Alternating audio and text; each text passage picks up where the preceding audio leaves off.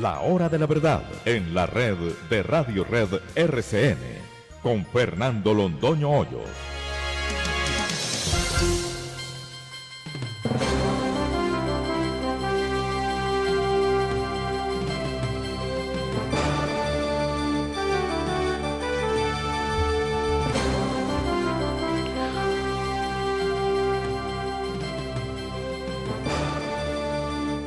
Muy buenos días, son las 6 de la mañana de este viernes 7 de enero, y estamos aquí en la Hora de la Verdad bajo la dirección del doctor Fernando Londoño Hoyos y con nuestro equipo periodístico para llevarles a ustedes las noticias, las entrevistas y los hechos más importantes de Colombia y el mundo. Hoy, viernes, tenemos nuestro último día de grandes reportajes y hoy estaremos con un invitado muy especial, que es el general Jorge Enrique Mora Rangel, excomandante de las fuerzas militares, con quien vamos a conversar de su vida, vamos a hablar de su más reciente obra, y tiene que ver con el libro que todos hemos conocido, que se llama Los pecados de la paz. Vamos a conversar con él sobre lo que dice ese libro, entre otras cosas.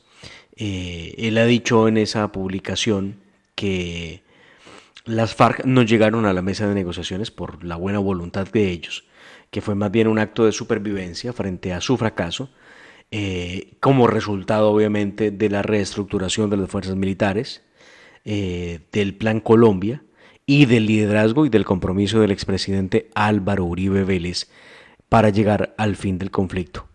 Realmente él menciona al expresidente Álvaro Uribe Vélez como el verdadero gestor de la paz para los colombianos. Habla del interés que tenía las FARC, los objetivos y estrategias del equipo que tenían ellos en La Habana, y no era precisamente para buscar la paz, sino para buscar el poder. Además, siempre puso en evidencia el general Mora cómo el equipo negociador de las FARC era mucho más fuerte en la mesa que el mismo equipo de gobierno del presidente Juan Manuel Santos. También destaca que el gobierno sentados en la mesa, y la única forma de lograrlo era entregando una serie de concesiones, como todos lo vimos a lo largo de esa negociación del narcoacuerdo, como le llamamos a ese acuerdo con las FARC, acuerdo que terminó en lo que ustedes ya ven hoy en día, y es que no hubo reparación a las víctimas, no hubo justicia verdadera, y sí hubo una cantidad y una importante número de concesiones que se le ha entregado a las FARC a lo largo de todo el proceso. Hoy el proceso de paz cuesta un poco más de 10 billones de pesos al año. 10 billones de pesos al año cuesta el proceso que no dio con la verdad, que no dio con la no repetición, que no dio con la cárcel efectiva, que no dio con penas ejemplarizantes para los máximos responsables de crímenes de guerra y de lesa humanidad. Y cuando me refiero a estos dos tipos, llamados crímenes de guerra y crímenes de lesa humanidad, evidentemente me refiero a lo que indica el derecho internacional humanitario respecto de ello, el derecho internacional penal, que lo traemos desde el Estatuto de Roma, del cual Colombia es signataria, donde se establece que estos crímenes son, por ejemplo, el reclutamiento a menores de edad, la violación de menores de edad, el uso de esos menores de edad como combatientes en medio de la confrontación, también el secuestro de mujeres y violación a estas mismas, el secuestro de agentes especiales o agentes del orden de manera inhumana, los tratos forzados y esclavizantes que las mismas FARC han venido rechazando. Pues muy bien, de todo esto hablaremos con el general Jorge Enrique Mora en unos minutos aquí en La Hora de la Verdad. Ha dicho el general Mora en su libro que la política de Santos era lograr la firma de los acuerdos a como diera lugar, y terminó en un sofisma de distracción para justificar el terrorismo y el narcotráfico de las FARC. Para Santos, lo importante era complacer y mantener en la mesa a las FARC. Había intereses, claro, y ambiciones personales para buscar un lugar en la historia. La facilidad que con las FARC lograron incorporar sus intereses en el pacto se debió a las desmedidas pretensiones del presidente con el Nobel, es lo que ha escrito el general Mora en su libro. Además, uno de los más grandes errores de Juan Manuel Santos fue permitir que se incluyeran en la mesa todos los problemas del país y hacer a las FARC partícipes de la solución, lo que significó un inmenso daño a la sociedad y a las instituciones, sin duda, claro, porque lo que ha planteado el acuerdo con las FARC era proponerle al país que estos sujetos tenían la capacidad realmente de lograr un acuerdo de paz, como lo dice la palabra, pero evidentemente no puede haber un acuerdo de paz cuando se dejaba por fuera a importantes sectores de la sociedad en la toma de decisiones, y quienes en última tenían el poder de decisión terminando siendo las FARC, evidentemente los menos legitimados para hablar de paz, cuando lo único que habían hecho era cometer crímenes durante más de 50 años. La situación no podía ser peor. El general Mora, en cada día que pasaba durante su estadía en La Habana, como parte del equipo negociador, llevó un diario con el día a día de lo que iba captando, de lo que iba viendo, y es lo que aparece en este importante libro del que hablaremos en unos minutos con el doctor Fernando Londoño Hoyos y con el general Jorge Enrique Mora Rangel, Los pecados de la paz. Uno de los grandes problemas definitivamente fue pretender poner a las FARC a buscar soluciones para todo lo que pasaba en el país. Por eso tenemos hoy lo que tenemos, el pandemonium que ha significado a las FARC opinando, diciendo, hablando y exigiendo cuando ellos no han pagado ni un solo día de cárcel. Pues muy bien, este será nuestro gran invitado hoy, aquí en la hora de la verdad, hablando con el doctor Fernando Londoño Hoyos y con ustedes, nuestros queridos oyentes. Tendremos los indicadores económicos, hablaremos hoy viernes con ustedes en Hoy la Historia con el doctor Fernando Londoño Hoyos, los deportes con la Tata Castro, la música con el maestro Jenner Bedoya y todos los temas que son de su interés. Por lo pronto, vamos a escuchar los titulares de las noticias más importantes de Colombia y el mundo en la voz de Yair Peña.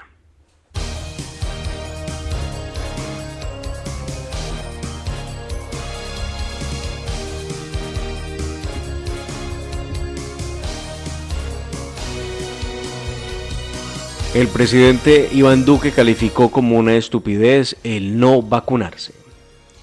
El presidente de la República, Iván Duque Márquez, afirmó que le parece una estupidez poner en riesgo la vida de las personas al no vacunarse, máxime cuando es masivo, gratuito y seguro, y no existe ningún argumento racional para no hacerlo. El jefe de Estado indicó que la información que tiene el gobierno nacional es que se está enfrentando al virus más transmisible de la historia, pero que la evidencia que se tiene en el país es que el aumento de casos no se ha traducido en un aumento exponencial de las muertes. Claudia López hace cambios en su gabinete. Luis Ernesto Gómez ya no será secretario de gobierno. La alcaldesa de Bogotá, Claudiana Give López, le dio un revolcón a su gabinete. Luis Ernesto Gómez dejará el cargo de secretario de gobierno y ahora será quien coordine a todos los secretarios del distrito. Felipe Jiménez ahora será el nuevo secretario de gobierno. El secretario de Movilidad, Nicolás Estupiñán, renunció a su cargo debido a su interés manifiesto de regresar a Argentina con su familia, y quien asumirá el cargo desde ahora será Felipe Ramírez, quien fungía como gerente general de Transmilenio. Las Naciones Unidas informaron sobre el fenómeno de desplazamiento en Colombia, que creció en un 200% durante el año 2021. La Oficina de Naciones Unidas para la Coordinación de Asuntos Humanitarios informó que en Colombia, entre enero y noviembre del 2021, 72.300 personas fueron desplazadas por cuenta de los grupos ilegales. La cifra representa un aumento del 200% frente al año 2020, lo que genera gran preocupación. 159 enfrentamientos armados en el territorio nacional fueron los que generaron el desplazamiento masivo. El expresidente Álvaro Uribe Vélez acusa a la guerrilla y a los grupos armados ilegales como los promotores de la corrupción en el departamento de Arauca. El expresidente de la República y líder natural del Centro Democrático, Álvaro Uribe Vélez, aseguró en su cuenta de Twitter que la guerrilla en Arauca instaló la corrupción burlando la ley de transparencia y escogiendo los contratistas. Uribe señaló que los grupos armados ilegales les dicen a algunos contratistas: ustedes no participan en esta licitación porque hemos escogido para ganársela a tal contratista. Cursa un proyecto de ley en el Congreso de la República para establecer un salario mínimo para profesionales, tecnólogos y técnicos. El representante liberal Silvio José Carrasquilla presentó un proyecto de ley en el Congreso de la República que busca establecer un salario mínimo diferenciado para profesionales, tecnólogos y técnicos en el país. El congresista afirmó que muchas empresas en Colombia, no solo del sector privado, sino también del público, cuando se requieren los servicios de un profesional o de un técnico, se aprovechan de la necesidad que tienen las personas, lo que obliga a los profesionales, técnicos y tecnólogos a aceptar trabajos en condiciones indignas. En noticias de la pandemia, los casos nuevos de COVID-19 en Colombia se ubican por encima de los 23.000. Más de 7.000 casos de aumento respecto a ayer. El Ministerio de Salud reportó ayer un total de 23.039 casos nuevos de COVID-19, mientras que los fallecidos fueron 51. Durante la jornada de este miércoles se procesaron 91.099 pruebas para detectar el virus, y en este momento se registran 87.613 casos activos en el país, cifra que, como ustedes ven y escuchan, continúa aumentando. A un año de la toma del Capitolio por parte de seguidores de la línea dura de Donald Trump, el presidente Biden arremetió en contra de su antecesor. El jefe de la Casa Blanca calificó al expresidente Trump como un mal perdedor, egocéntrico y mentiroso. Además, Biden dijo que la democracia se encuentra en riesgo debido a la aceptación de la violencia política en algunos sectores de la sociedad norteamericana. Fuertes protestas se presentan en Kazajistán por el alto costo de vida. El gobierno de Kazajistán declaró estado de emergencia después de varios días de fuertes manifestaciones generadas como reacción contra el incremento de los precios del combustible, bajo nivel de vida y alta corrupción. Manifestantes han prendido fuego a edificios y se tomaron el aeropuerto de la ciudad más grande del país, Almaty. Como consecuencia de los hechos, el primer ministro y su gabinete presentaron la renuncia a sus cargos, generando aún más tensiones políticas. En el incendio del edificio de Filadelfia murieron principalmente menores de edad. Las autoridades de la ciudad de Filadelfia informaron que dentro de los 12 muertos del incendio en un edificio de apartamentos esta semana se encontraron 8 niños.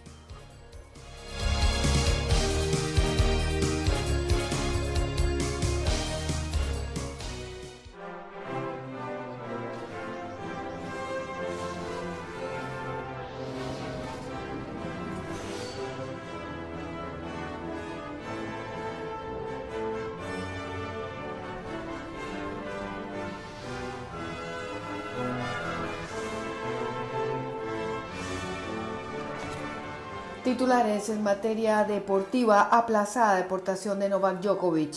Un tribunal australiano analizará el próximo lunes el recurso presentado por los abogados del tenista serbio tras la revocación de su visado para entrar al país con una exención médica que le iba a permitir participar en el Abierto de Australia.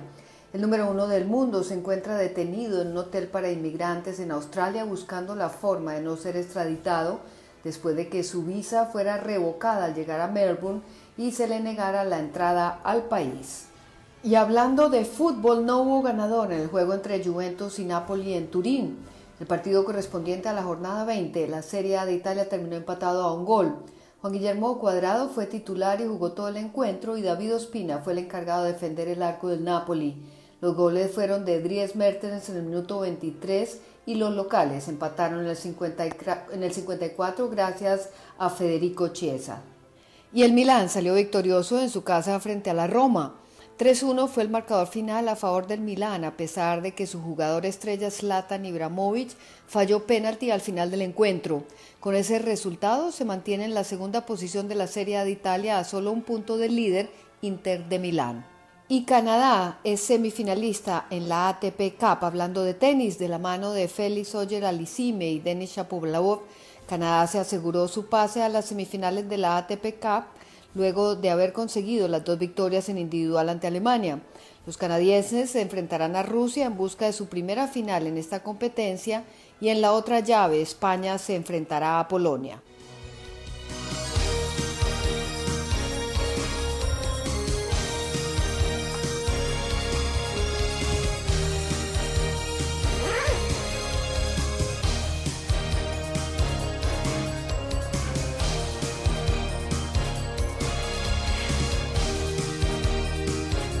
Y recuerden, como siempre, los invitamos a ustedes a que descarguen la aplicación TuneIn para que puedan sintonizar la hora de la verdad a través de la internet en audio de alta calidad en sus dispositivos móviles, en su smartphone o en su tablet. También pueden sintonizarnos cómodamente a través de Facebook Live o a través de YouTube o en nuestra página de internet www.lahoradelaverdad.com.co. Nos enlazamos con ustedes y estamos a través de la señal sonora de Radio Red de RCN, a través de los diales 710 AM en Medellín, 1200 AM en Cali y 970 AM en Bogotá. Se enlaza también en Sincelejo, Radio Sabana de Sincelejo, a través de los 1370 AM. Y estamos en las plataformas de podcast, las más importantes de todas. Nuestros oyentes nos escuchan principalmente a través de Spotify y a través de Apple Podcast. Ahí tienen ustedes también todo nuestro contenido en estas plataformas de podcast para que disfruten de las entrevistas, de los comentarios, de las secciones, de los deportes, de la música, de la cultura, aquí en La Hora de la Verdad, a través de Apple Podcast y a través de Spotify. Y no olviden que los oyentes son lo más importante de La Hora de la Verdad. Y con todos nos encanta estar en contacto y hay muchas maneras de hacerlo. Nos pueden seguir en Twitter y enviarnos sus comentarios a nuestra cuenta @hora de la verdad, o también nos pueden seguir en Instagram en @lahora-de-la-verdad-oficial y en Facebook, en donde siempre estamos pendientes de sus opiniones y de sus comentarios. En Colombia ya tenemos las 6 de la mañana, 19 minutos. Sean ustedes bienvenidos.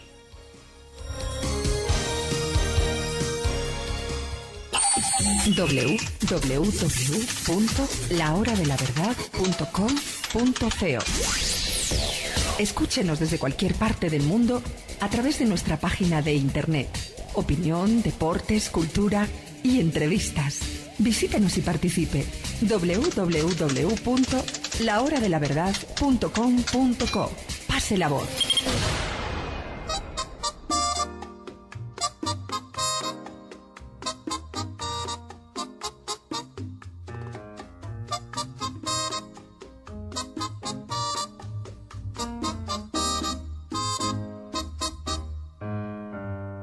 Cuando aparezcan los hilos de plata en tu juventud, como la luna cuando se retrata en un lago azul, entonces nadie podrá robarme tu cariño,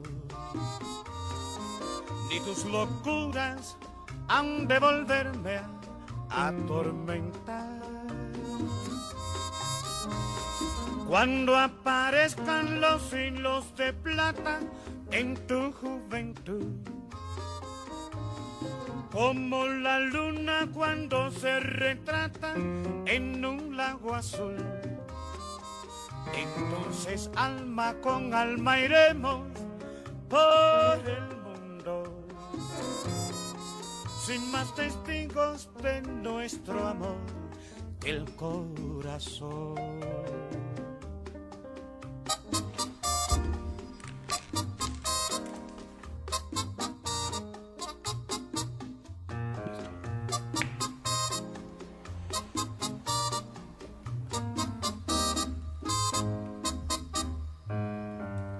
Cuando aparezcan los hilos de plata en tu juventud, como la luna cuando se retrata en un lago azul, entonces nadie podrá borrarme tu cariño, ni tus locuras han de volverme a atormentar. cuando aparezcan los hilos de plata en tu juventud. Como la luna cuando se retrata en un lago azul. Entonces alma con alma iremos por el mundo, sin más testigos de nuestro amor que el corazón.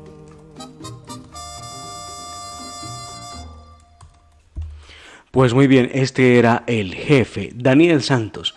En una de sus interpretaciones, este es Hilos de Plata, de Alberto Domínguez. Daniel Doroteo de los Santos Betancourt, nacido en Puerto Rico en 1916, falleció en Florida el 27 de noviembre del 92, conocido como Daniel Santos, considerado como uno de los grandes intérpretes de los géneros tropicales como el bolero, la guaracha y la guajira. Tuvo por sobrenombres artísticos El Jefe y El Inquieto Anacobero.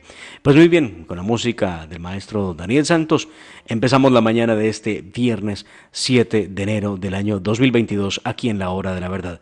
Jair Peña, muy buenos días. Muy buenos días, Demar, a la mesa de trabajo y a toda la audiencia.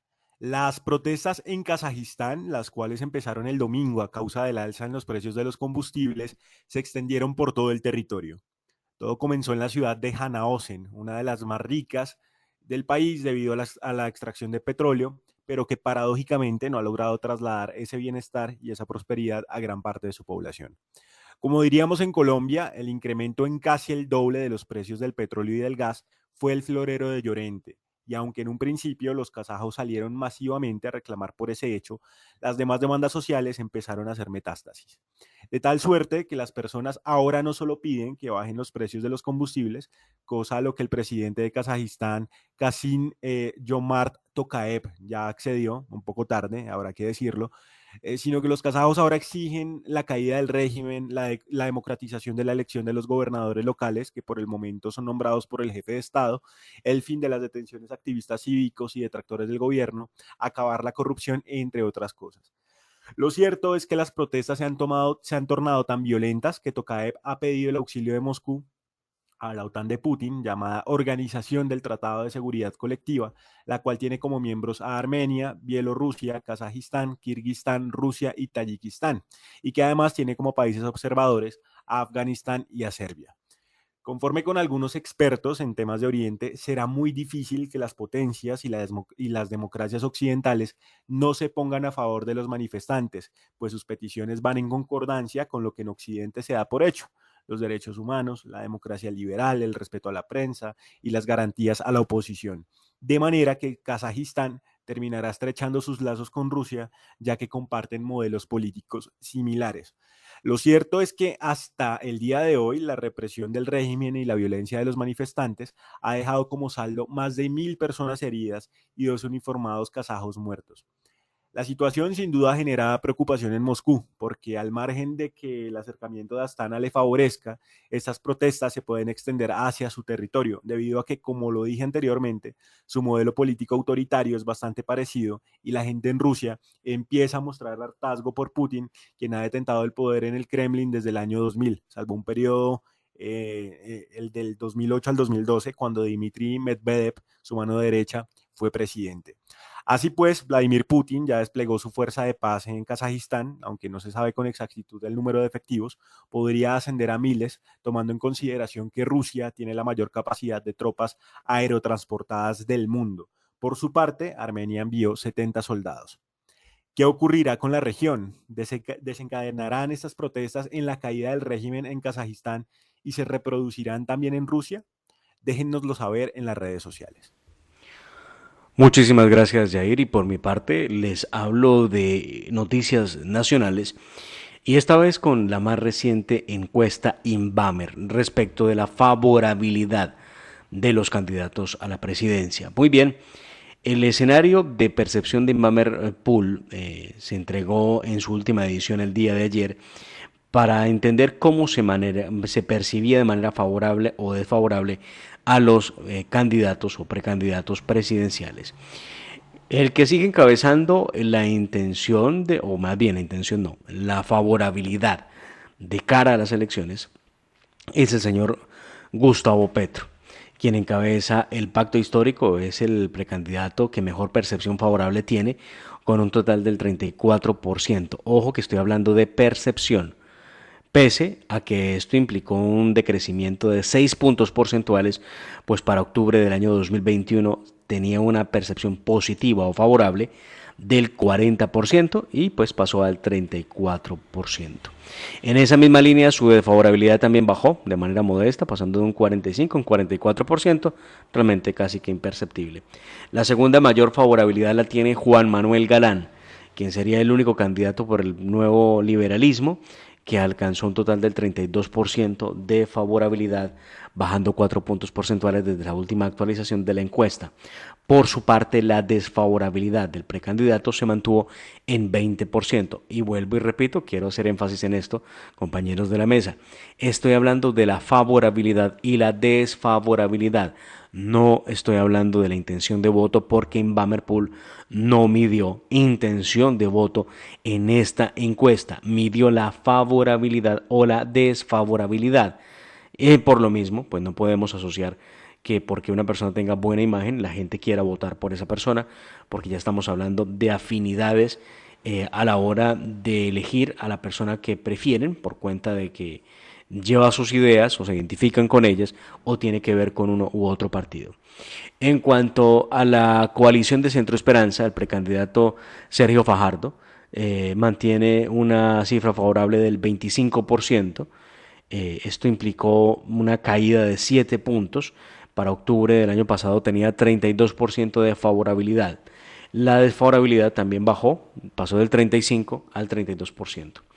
Rodolfo Hernández, quien mantiene su candidatura independiente por firmas, logró una cifra de favorabilidad del 17%, creciendo 7 puntos con relación a la entrega del año pasado, donde la favorabilidad que tenía era del 11%. Juan Carlos Echeverry, el exministro, también, quien está por firmas, desde diciembre pasado mantuvo una desfavorabilidad del 13% y logró una favorabilidad del 7%. Algunos de los candidatos presidenciables no han anunciado realmente su candidatura, pero por ejemplo han medido a Germán Vargas Lleras, quien tiene una desfavorabilidad del 46%, mientras que su aprobación es tan solo del 15%.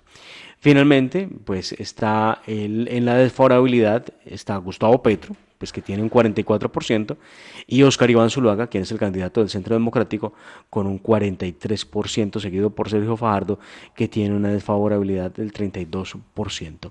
Esto es lo que ha mostrado por ahora la encuesta de Invamerpool respecto de los candidatos a la presidencia de la República, pero que repito, no refleja la intención de voto. Aquí se ha preguntado por la imagen favorable o desfavorable de los candidatos, no por la intención de voto.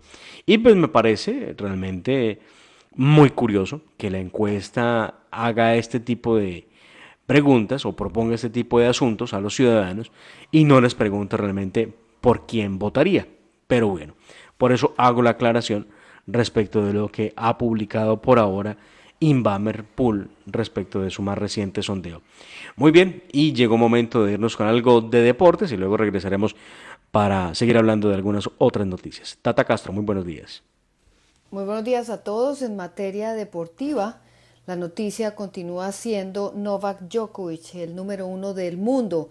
Continúa en Australia, se encuentra detenido en un hotel para inmigrantes en ese país, buscando la forma de no ser extraditado después de que su visa fuera revocada al llegar a Melbourne y se le negara la entrada al país. Así que fue aplazada la deportación de Novak Djokovic. Un tribunal australiano analizará el próximo lunes el recurso presentado por los abogados del número 1 del mundo tras la revocación de su visa para entrar a ese país. Así que continúa esta telenovela de Novak Djokovic, que inicialmente recibió una exención médica para participar en el Abierto de Australia, viajó a ese país y entrando en el aeropuerto, tras una vista preliminar rápida, estoy hablando después de que se le negara la visa a Novak Djokovic y la entrada a ese país, Pues ahora un juez llamado Anthony Kelly de un tribunal de Melbourne ordenó a ambas partes, a los abogados de Djokovic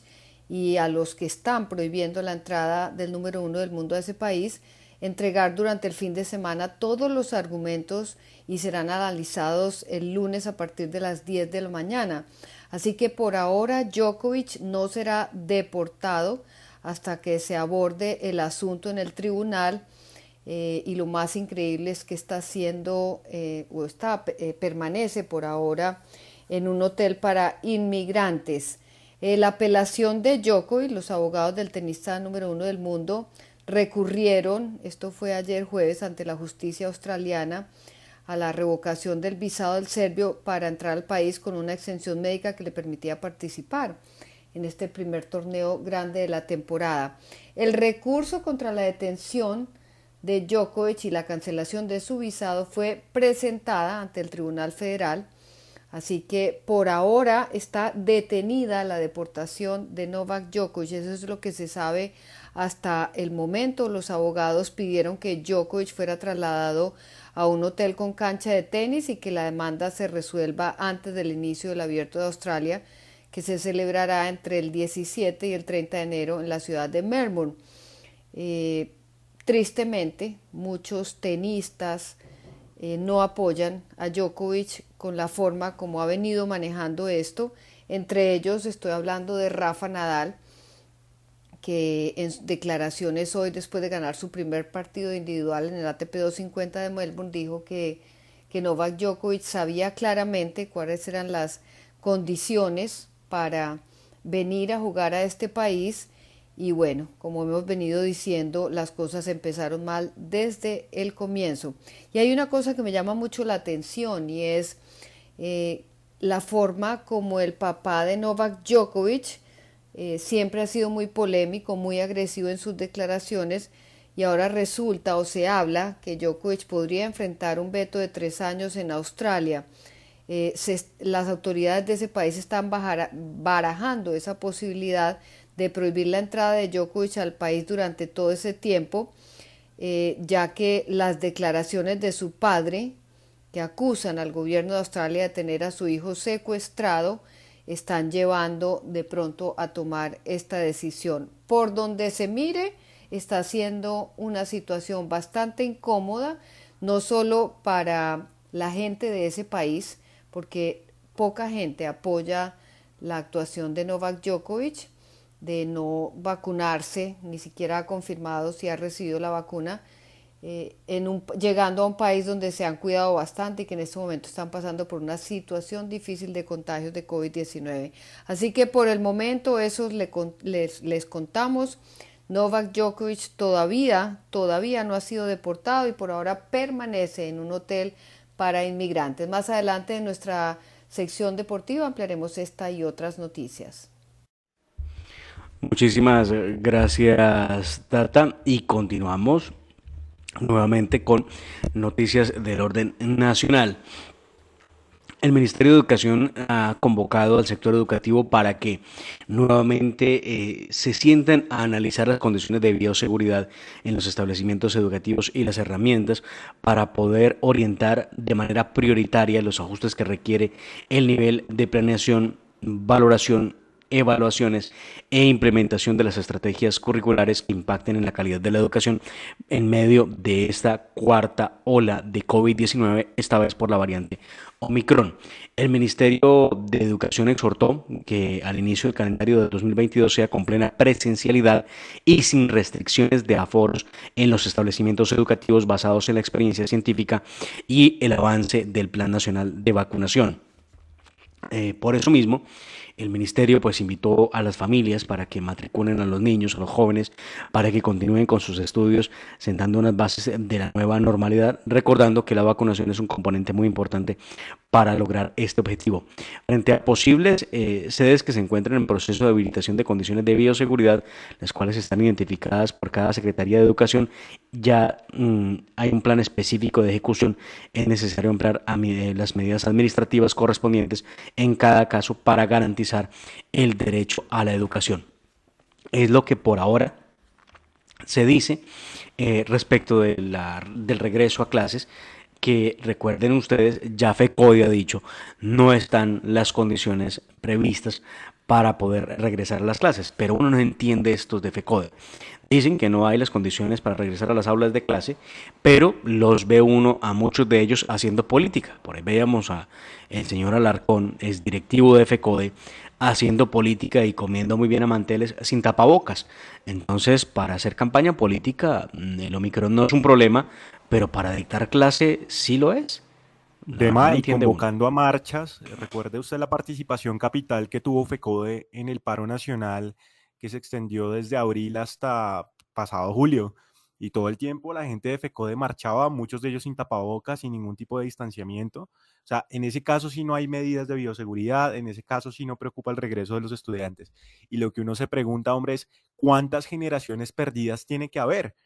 ¿Cuántas generaciones perdidas de nuevos colombianos tiene que haber para que FECODE se digne a volver a clases?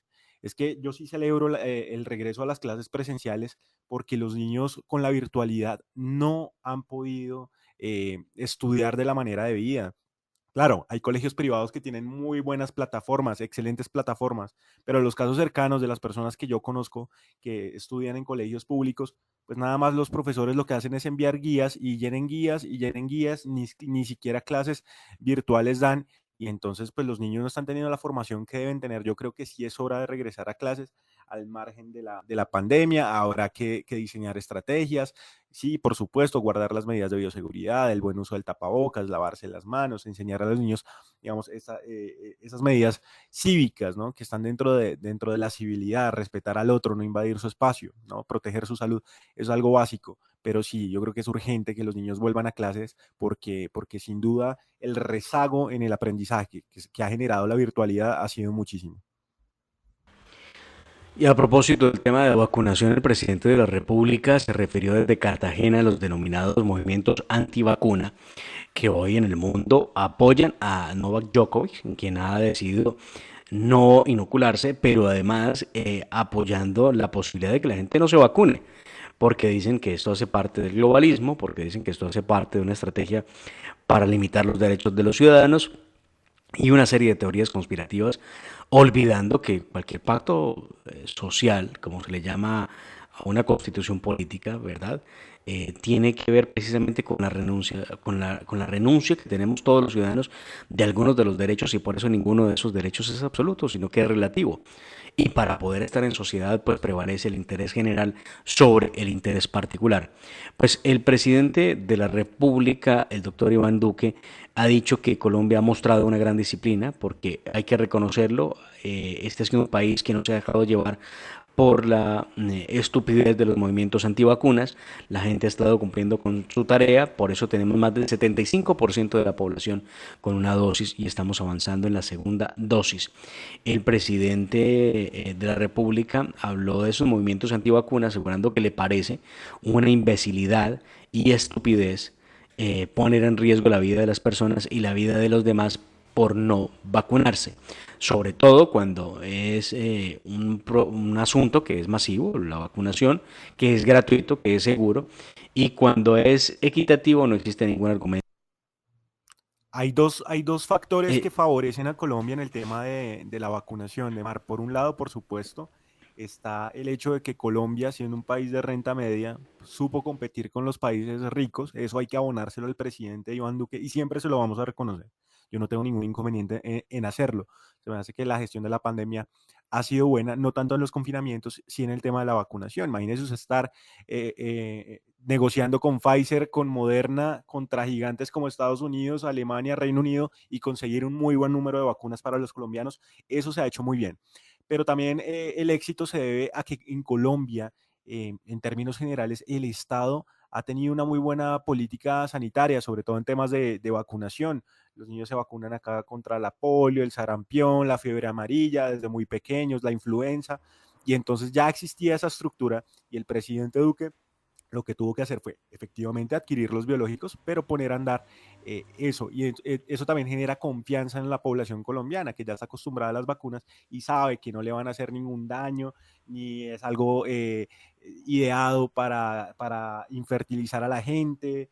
ni para controlarlos mentalmente, ni para un chip, no, simplemente es para preservar su salud y preservar su vida. Entonces yo creo que eso también favoreció mucho en que la inmunización de los colombianos se diera de manera tan efectiva.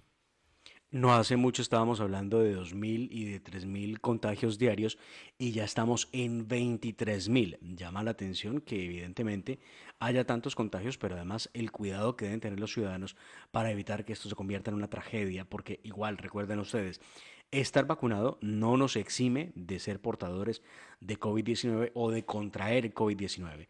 Lo que nos puede ayudar a alivianar es la carga de poder llegar a un hospital, a una unidad de cuidados intensivos por cuenta de graves problemas respiratorios o por cuenta de, pues, del virus que se vuelve muy agresivo en los cuerpos que no están vacunados. Así que pues un Demar, poco menos de pero también hay teorías que decirlo. conspirativas y vacunarse.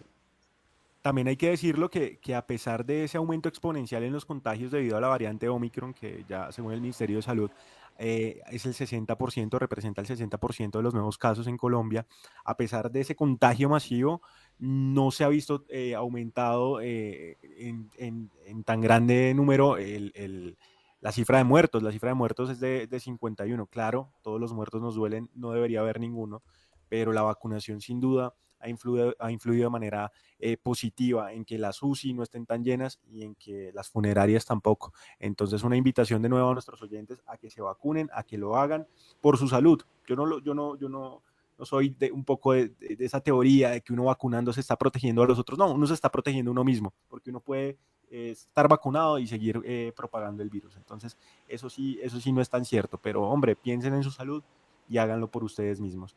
Y bueno, una noticia también de última hora, y es que la Universidad de Navarra, que es la mejor ranqueada de España, está diseñando ahorita un medicamento, un inhibidor nasal, que lo que hace es que tú te aplicas, es como un spray, tú te lo aplicas en la nariz y entonces eso evita que tú contagies el virus. Unas iniciativas bien interesantes, lo que se suma a las píldoras de Pfizer, que ya son para tratamiento en personas que ya han contraído el virus para disminuir sus síntomas y evitar el riesgo de hospitalización y en caso de hospitalización evitar el riesgo de muerte.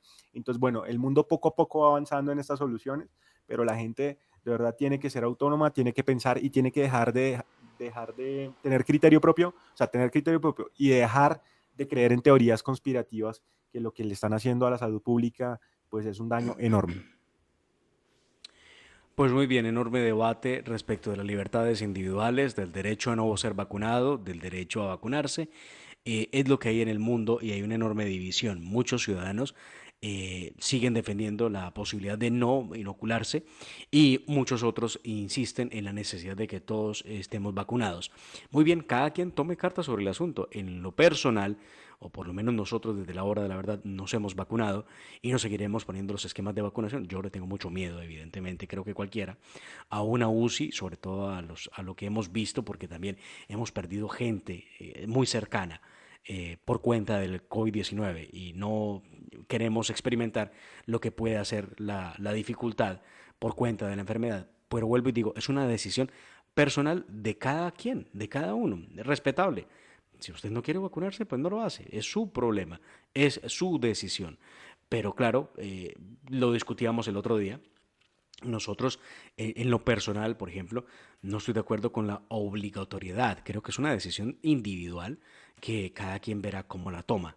Pero ya la obligatoriedad me parece una cosa difícil sobre el tema de la renuncia de los derechos fundamentales de la persona a la libre determinación, al libre desarrollo de la personalidad, a la libertad individual.